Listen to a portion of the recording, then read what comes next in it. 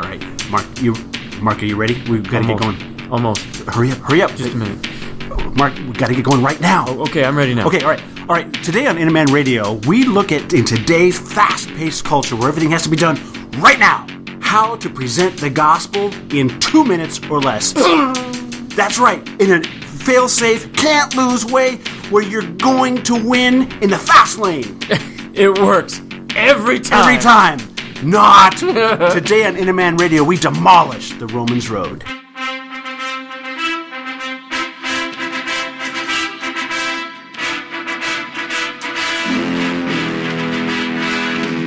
Welcome to Inner Man Radio, where we accomplish more than we thought we could through Christ's power working in us, regardless of what your pastor said last week. Hey guys, let's drop the excuses. Let's pick up our Bibles and prepare to win.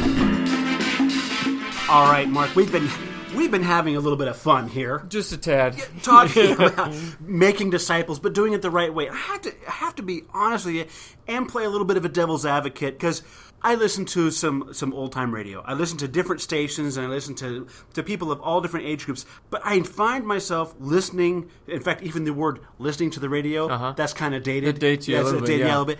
All right, but I find myself telling these guys when they're on a show, say, okay, come on, let's get to the point. Yeah. You'll hear somebody who's a little bit older, and they're winding up to make their point, and like I'm doing right now, and like the audience right now, they're saying, kind of stammering. Yeah, stammering, okay. And they're building, and the audience is going, get to the point. Okay, all right. Well, when we're talking about the gospel, yeah, it's tempting to do the same thing with that when we're talking about presenting the gospel.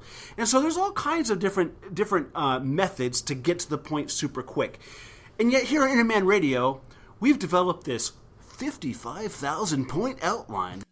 It looks like it's another Mark Miller outline. Outline alert. It helps you, okay? That covers every possible contingent. Yes, and it's logical, and it walks everybody through and all that. Isn't it a little overkill? Isn't it a little bit drawn out? And why are we using this laborious process when the attention span of people today is really short? What? In fact, we probably lost most of the audience just getting to the already. intro. So why are we going through such painstaking measures to lay out this outline of making disciples when there's things like the Romans Road that can walk a person through it in 20 minutes? Yeah, 3 scriptures, 1 prayer, and you're done. Yes. And that's really attractive to people, but the problem is twofold. Number one, there are some places in the scriptures where, you can see, like in Acts chapter 8, Philip shows up and he goes and he speaks to the Ethiopian, and in the space of seemingly a short amount of time while they're traveling down the road in the chariot, the Ethiopian says, hey, look, water. Hey, how about I be immersed? And Philip says, yeah, you believe with all your heart you may. Boom! You go down, it's done, right? Yeah. And that only takes a few verses, so we know it was short. 15 seconds. Tops. To read. Yeah. Yeah, perfect. Well, okay, but then when Paul is talking to, say, the guys on Mars Hill, yes, Paul doesn't do that. I mean, he's going back week after week after week, and he's reasoning with them from the scriptures. So it really depends on where you meet your person. It's not like everybody's going to show up in exactly the same space. People are going to show up in different places. Some guys need to start way back with, hey, is there a God? Some people are going to need to start with, okay, hey, I already know there's a God. I already understand the Bible's the Word of God. Some people want to jump a little forward. Okay? But in regards to where they are, for the purpose of our discussion, I think we really have to be ready as Christians to address the questions that are going to pop up. Now, the person you work with right now may not be the one who questions creation versus evolution, but the next one might be. So if a person's not questioning that stuff, do we need to bring all that up? I mean, it's like in sales. If somebody does not bring up an objection, you don't introduce it for them, right? You really should consider not buying this because, I mean... The new version's coming out next week. Right. Yeah. But at the same time, though, are we doing our friends a disservice by not bringing up certain things that they maybe didn't think about asking? Because, like, for instance, we played Richard Dawkins in a previous episode. Yeah, yep. And he's considered to be this brilliant man. And he's written a couple of books that are basically they're hack jobs on Christianity. When you listen to him, you're going to be challenged a little bit if you're in the world and you haven't crossed these bridges. Yes. Are we doing our friends a disservice by not bringing up evidence, by not going through those steps and just walking them through a quick process to becoming a Christian and hoping that when they bump into the Richard Dawkins of the world, they're able to just make it? Well, I think we have to take into account that these guys are going to bump into that stuff. We can't just assume that isn't going to happen. On the other hand, you can only really tell somebody what they want to know. Okay. I mean, if somebody isn't interested in that information, you say, hey, listen, I've got this great book by this fellow who talks about creation. I would like to go over it with you page by page. No thanks, I'm good. Exactly, man. If that's not something that they have some interest in, that they recognize as valuable to them, they're done. They're done. But wait, they're done as far as we can't go any farther in the study because we didn't cross that faith-building exercise off of our little outline list? No, it just means that you've lost their interest. So what we have to do is we have to, one of two things. Number one, we either have to explain to somebody why those things are important. What things? Things like creation versus evolution. Okay. I mean, even if not for themselves, the person that they disciple is going to have to know that. If they don't go back and prove for themselves the Bible is the Word of God, which is what the bigger context of this falls into, then we really set them up for failure when doubt comes along. Doubt is a necessary part of building faith. We really have to... I know, Wait, say that again. Say it. Doubt is a necessary part of building faith. Why? Because everybody has doubts. Yes. Everybody has them, and then, so what do we do with them, though, is what determines whether or not we build faith or we exit the process. So when we read a scripture, how in the world does that fit? Have I missed something? Or a guy like Richard Dawkins pops up, or a guy like, the denominational preacher or whatever. They bring in, or the Mormons showed you something you hadn't seen before. Okay, so now we've got a doubt. Now we have a choice. What are we going to do with the doubt? Are we going to sort it out, figure it out, and resolve it? Or are we just going to throw up our hands and say, well, I guess you can believe whatever you want to believe because that's okay? Okay. Many of the people that we're talking to, Mark, have been down the Romans road. Yeah. All have sinned. We start in Romans chapter 3. Yeah. Okay, and then we go through and we work from there, and then it ends, like you said, it's 3 scriptures and a prayer. It's a little more than 3 scriptures, but we get the point. But that's what they're used to. Yeah. So why bring up doubts that they haven't considered yet? And if they're not interested in answering those things now, is the Bible study over? I mean, because let's say I'm not really interested in creation versus evolution. I believe what the Bible says. I don't need you to introduce to me all the doubts about that. I'm good. Thank you. Let's talk about how I become a Christian. Yeah. Will that work? We talked about how when we're working with people, it's not about us. Okay. It's about the people that we're working with. Okay. So when it comes to making disciples that we make are going to be tested. And we have to, as the disciplers, we have to prepare them for the test that they're going to face. 1 Corinthians chapter 3 talks about this. He says, if any man builds upon the foundation that is Christ, he either does so with wood, hay, or straw, or he does so with gold, silver, or precious stones. Right.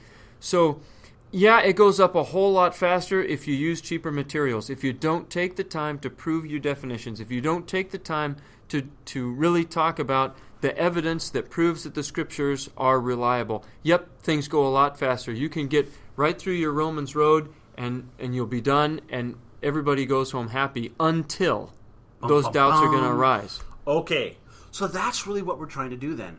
We're trying to help set the person up for success when they hit those spots. Yes, and they're going to hit those spots. But they don't need to freak out when they hit them, even if they don't have all the answers, because they've got a little deeper foundation, a better foundation. Right, and we don't need to freak out for them in advance. So, yeah, we'll cover those things, and we'll say, hey, listen, here's some basic material about creation. Here's some basic material about this or that. Just to give them enough pieces so that when they are confronted by those doubts, when they're tested and their faith is really on trial, they have something to go back to. When they have to take that test and defend their faith, they've got something to rely on. Even if they're not doing it for somebody else, they're going to have to do it for themselves. Okay. So boil it all down. Let's boil this all down and wrap this, put a bow on the package, and then move on to the next thing, okay? All right. So what's wrong with someone who has walked down a 20-minute presentation to become a Christian, even if it ends in the right act of obedience to become a Christian. Okay. What's wrong with that, and why are we doing it different?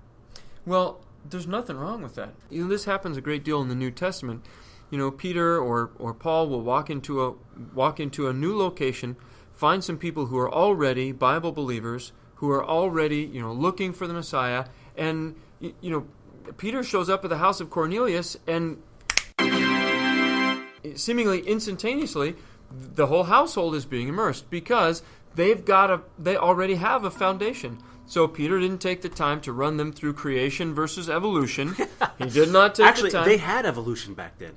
Is that right? They did, yeah. Evolution is a theory that goes back even to the Greek, even before the Greek culture. Anyway, I did not know that. Yeah, that's true. why I do Interman Radio, because I learn all kinds of interesting things. Just hang around here more. That's right. So Peter didn't take them back through those questions. That wasn't really of issue to them. But now Paul, when he talks to the Gentiles, he says, he explains to them the God who created the heavens and the earth. So Paul does give a reference to that stuff, even though he's not maybe giving an apologetics argument for it. He is making a reference to that. In him we live and move, through him we have our being. He's talking about there is a God, there's one you don't know, and he is the God who created the heaven and the earth. That's not very different from what we're doing. But it depends on who we're talking to. Okay.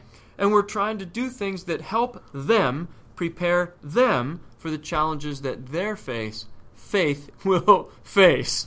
Got it. Okay. So really, with a bow. Very good. All right, moving on then. So kind of. So what we're really doing though is we're covering a lot of bases that maybe you don't have to cover in every single study, but we're trying to cover them for so that you guys have the tools, so you're ready to do it wherever you need to. Bingo. So doubt is necessary to building faith. Have to have it. And so last time we discussed a little bit about Rob O'Keefe's book, Gaining the High Ground Over Evolutionism. Yeah. And great resource. We've linked very it on factual, the page. Very helpful, and just a super resource. You need to have one. Also, you might want to check out some other resources that are online that you may know about. Answers in Genesis has things. Institute for Creation Research has things. There's some things on radiometric dating, which I really think is really cool. If you're a younger person and you're out there dating, you need to be doing radiometric dating. It's much better. It's just so much better. On the seismic scale. It's not seismic, is it? This is like a Casey Kasem long distance. I think that's radio. Is that radio? Dating. Metric? Yeah. Oh, okay. So, and then there's also one that's called Jericho Found, and you can find that video on YouTube. It's very good, very insightful. And there's some information on the Dead Sea Scrolls, and those things are really important. And we'll talk about those in just a little bit. But let's turn the corner to getting to know Jesus, because that's really what this is about. We're talking about building a faith in a Jesus that's going to last. Yep. Not in a Jesus that's going to last, but building a faith that's going to last in Jesus. You got it. That really takes several steps. Yes! We're down to the steps part. Steps! Okay.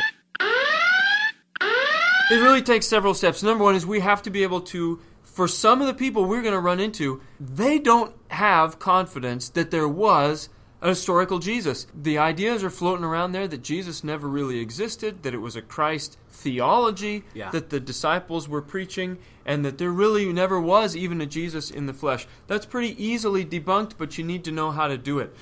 Last time you read some from Tacitus, who is a secular Roman historian, probably the preeminent Roman historian, who confirms he lived, he was put to death, his followers practiced certain things that made them peculiar in our culture, etc. So we read through those last time. I think I snored halfway through it. It was good stuff, yeah. It was good stuff, but that's good. You can find that online as well. You sure can. Right, next? What's next? We'll cut that part out. We were looking for the historical Jesus.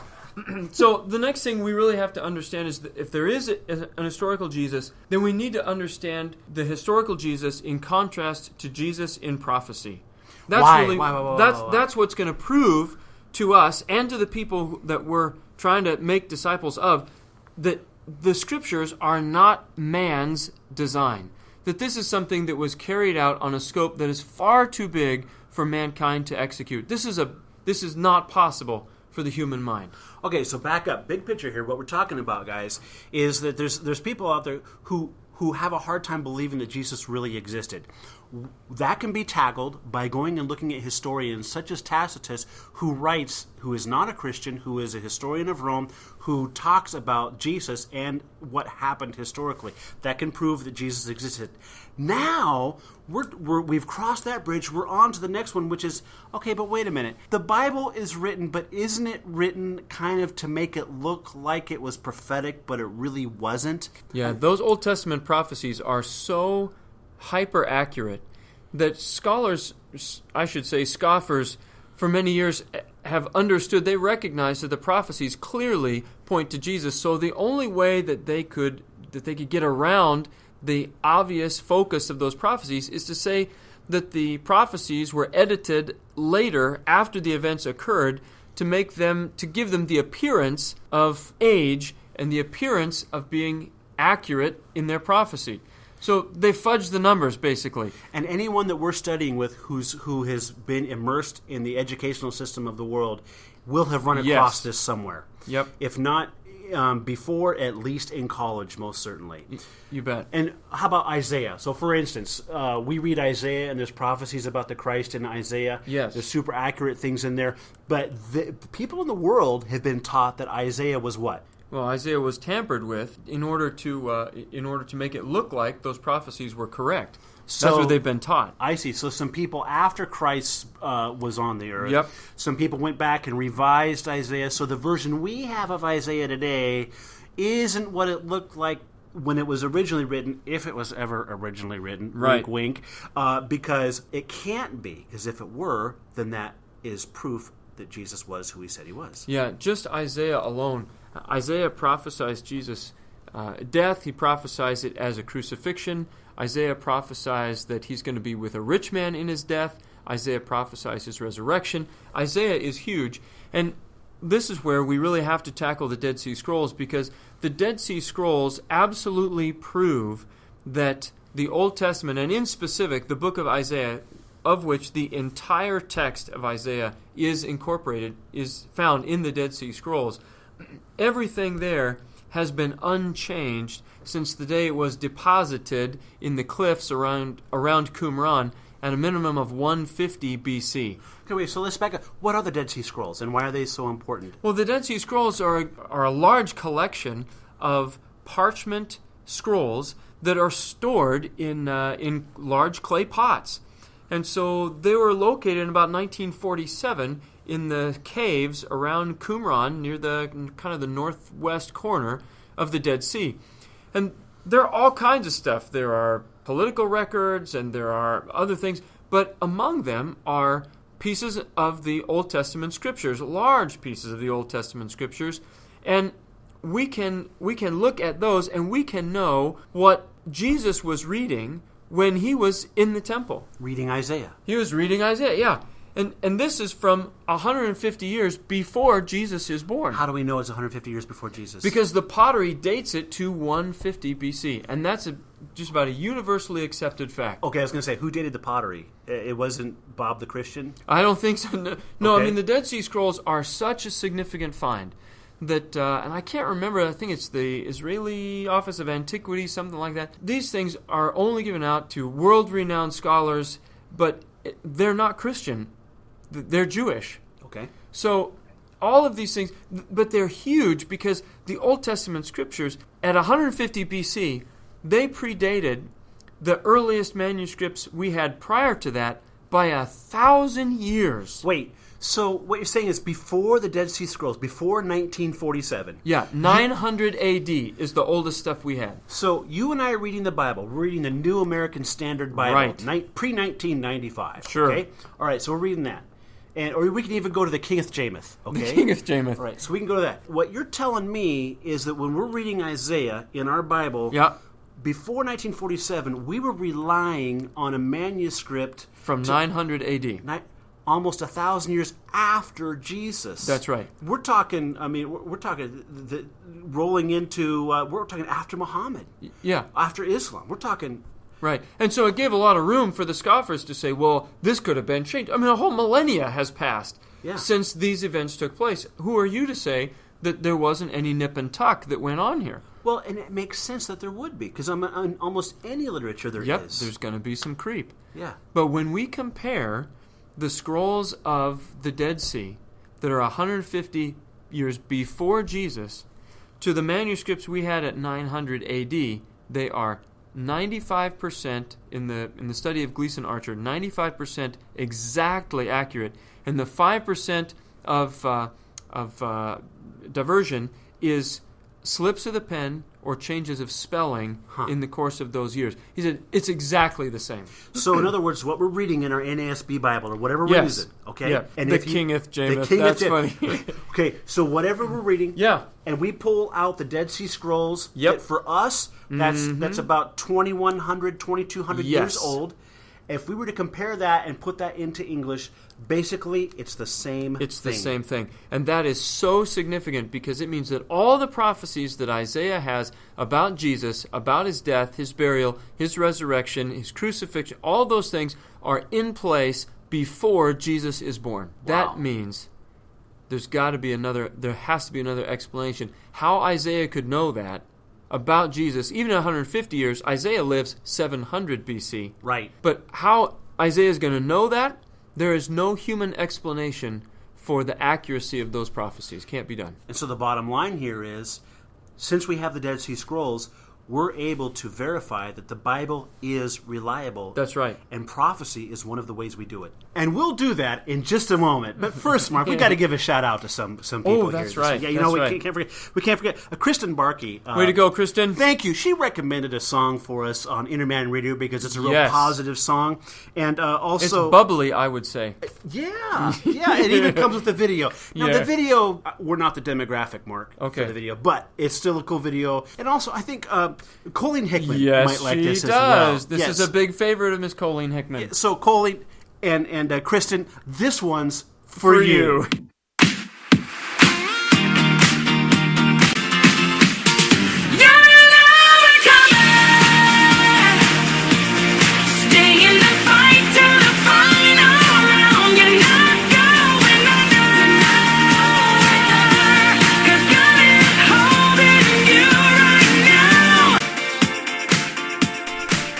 There it is from Mandisa. All right. That's a fun song, and it's really uplifting. It is. It gets you moving. It definitely does. You should have seen Mark. He was dancing. We've got a swivel chair. No, that's not true. He was not dancing. No. He felt like it, though. On the inside, Mark was dancing. All right, Mark, where are we going next? We're going to the resurrection of Jesus. Right on. Guys, there is a tremendous amount of historical evidence that proves the resurrection that is non-biblical. But the resurrection does something that all the scriptures are designed to give us faith in the resurrection. That proves that what Jesus said about himself is correct. The resurrection is the keystone. It is the primary element in the Christian faith. If there's no resurrection, then our faith is worthless. We're of all men most to be pitied, and we're all going to die anyway. Right. But if there is a resurrection, then Jesus is to be believed, and Jesus is who he said he was. This is the key point. This is the keystone on the arch. Because almost every other religion out there will give at least lip service to Jesus being a good man. Right. Maybe a good teacher. Yep. And if you're talking to someone of the Muslim faith, they'll even say he was a prophet. Yep. But he is the Son of God. He rose from the dead. That's what makes Christianity Christianity. Yeah, Christianity is the only religion whose founder is still alive, who raised from the dead and said he was going to do it. If Jesus is alive, it proves that he was God in the flesh and that he's still God now, and that he is the I am that he claimed to be. And that's what we're going to talk about next week on Inner Man Radio.